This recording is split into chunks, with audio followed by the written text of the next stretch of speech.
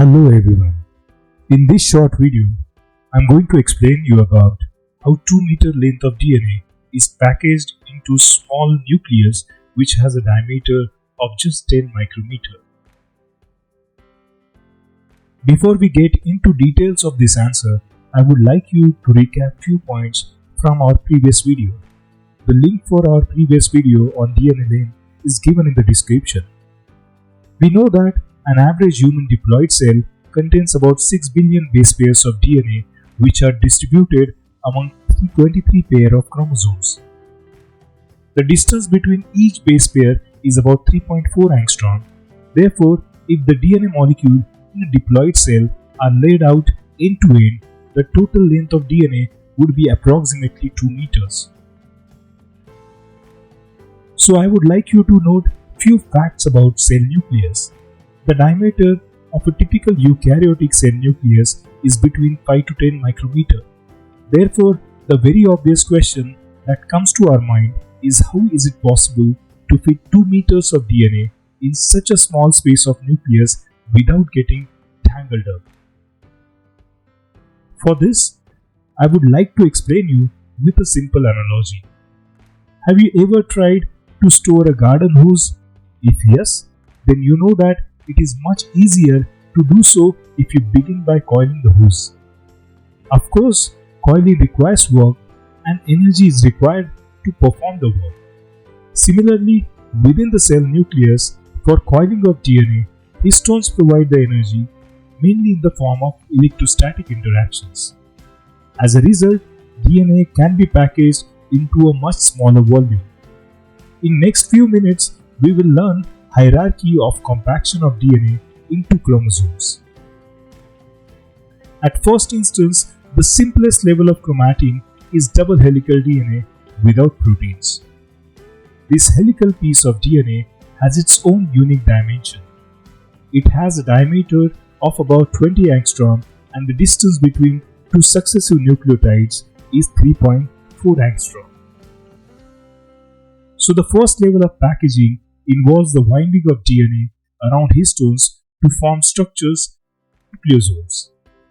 The formation of nucleosomes is the foremost step and a vital step in the packaging of DNA that allows DNA to be folded into much more compact structures. So let us briefly discuss what histones and nucleosomes are all about. Histones are by far the most abundant proteins associated with eukaryotic DNA. Nucleosome histones are mainly H2A, H2B, H3 and H4 which can be distinguished by their arginine to lysine ratio. These are remarkable group of small proteins that possesses an unusually high content of the basic amino acids arginine and lysine. Once nucleosomes are formed, the next step in the packaging of DNA is to form chromatosome, and this is initiated by addition of histone H1. Like the core histones, H1 is a small positively charged protein. H1 interacts with the linker DNA between nucleosomes, further tightening the association of the DNA with the nucleosome. More compact and defined structure called chromatosome in the presence of histone H1 is formed, and it is also called as 11 nanometer fiber. The 11 nanometer fibril is further supercoiled with 6 or 7 nucleosomes per turn to form the 30 nanometer chromatin fiber. Each turn of supercoil is relatively flat and the faces of the nucleosomes of successive turns would be nearly parallel to each other. H1 plays an important role in stabilizing 30 nanometer fiber. There are two models for the structure of 30 nanometer fiber. First is solenoid model. Note that the linker DNA does not pass through the central axis of the superhelix and that the sides and entry and exit points of the nucleosomes are relatively inaccessible. The second model is a zigzag model. In this model, the linker DNA frequently passes through the central axis of the fiber. and the sites and even the entry and exit points more accessible.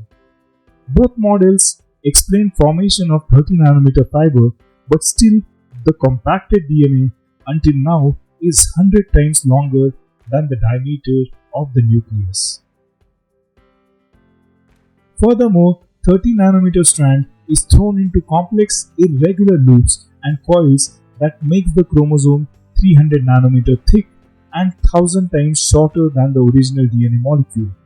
But again, not good enough to be packaged into 10 micrometer of nucleus.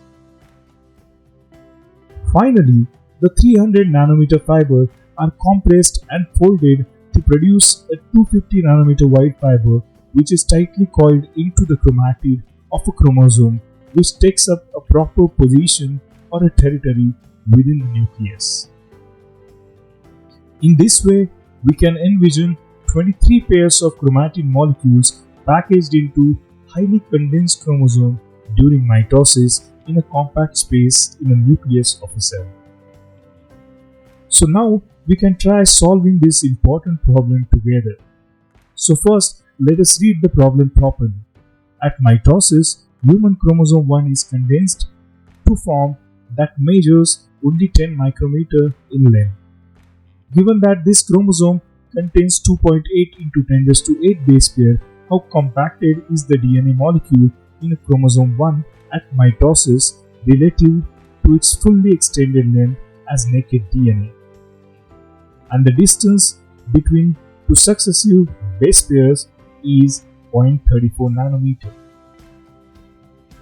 In order to get to the solutions, first we must understand the question properly from the information given in the problem, which hints us that DNA of human chromosome 1, if stretched out, contain 2.8 into 10 raised to 8 base pair length of the DNA, which is condensed during mitosis to form a chromosome 1 that measures only 10 micrometer in the length. And we have been asked to calculate the fold compaction relative to the stretched length of the DNA. In this problem, length of the compacted chromosome is given in micrometers. Hence, we will calculate total length of the DNA in chromosome 1 in micrometer, which harbors 2.8 into 10 raised to 8 base pair. This equals to 2.8 into 10 raised to 8 base pair multiplied by 0.34 nanometer per base pair, which equals to 9.5 into 10 raised to 7 nanometer. And if we divide this value by 1000, then we will obtain the length of the DNA in micrometers, which equals to 9.5 into 10 raised to 5 micrometer. And during mitosis, the chromosome 1 measures about 10 micrometer. Therefore, to calculate fold compaction, we will use this formula, that is length of the staged DNA of chromosome 1 divided by length of the compacted DNA of the chromosome 1 during mitosis, which equals to 9500-fold compaction. Therefore, the right option for this problem is option B, that is 9500-fold compaction of the DNA. So now, on the basis of the previous problem, I would like you to solve this problem by yourself. If the genome size of a eukaryotic microorganism is 2 into 10 raised to 7 base pair and the size of its chromosome is 4 micrometer, what will be the final packaging ratio of DNA in the chromosome? Do let us know the answer in the comment section. So everyone, if you have found this video useful and informative, do like, share and subscribe Dr. Indrajeet Biology Academy channel. Thank you.